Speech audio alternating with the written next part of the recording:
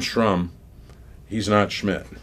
He's the other Steve. He's Steve Lombardo, really smart guy, wrong about almost everything, and knows Mitt Romney very well, so at least half of what he says maybe will be credible. Look, I think Romney would like to etch a sketch, not just the release of this tape, but the last 3 weeks.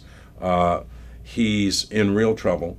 The first debate, I think, is a critical Rubicon for him. He's got to do well in that debate. I don't think he's going to suddenly morph into John F. Kennedy.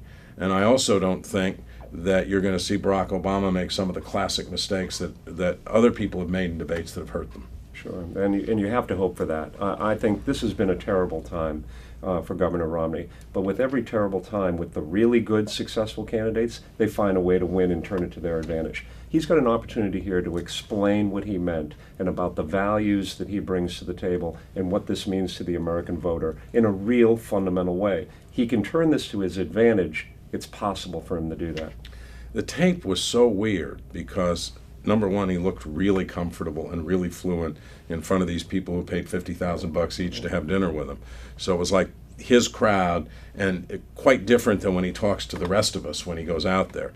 Secondly, he was dissing this 47%, which includes a lot of seniors who are a big voting bloc for him. They're half of all the people, or a majority of all the people who don't pay any federal taxes of any kind because they've retired. He was dissing soldiers, which he did in the acceptance speech, because soldiers in combat zones don't pay any income taxes, and when they come back as vets, they get VA benefits. I think it was a crude misunderstanding of what's going on in the country. If a lot of Republicans say he should double down, I think he should find a way to change the subject and move on. Right. Well, and he has that opportunity with this debate. If you remember in 2000, Al Gore walked into that debate with an 8-point lead, according to the Gallup poll. Within 3 days after that debate, that lead was erased. Now, part of it was sighing, part of it was Saturday Night Live, and that created a caricature that carried with him, and that caused him to switch personas, you remember, over the last 2 debates. So Romney has to win this. Make no doubt about it. He can't. This isn't a draw. Governor Romney has to win that first debate. Yeah, and maybe the Republican governor in Florida can steal the election for him the way Jeb Bush stole it for George Bush. But this is a steep hill to climb, and the Romney campaign has to get out of what it is right now.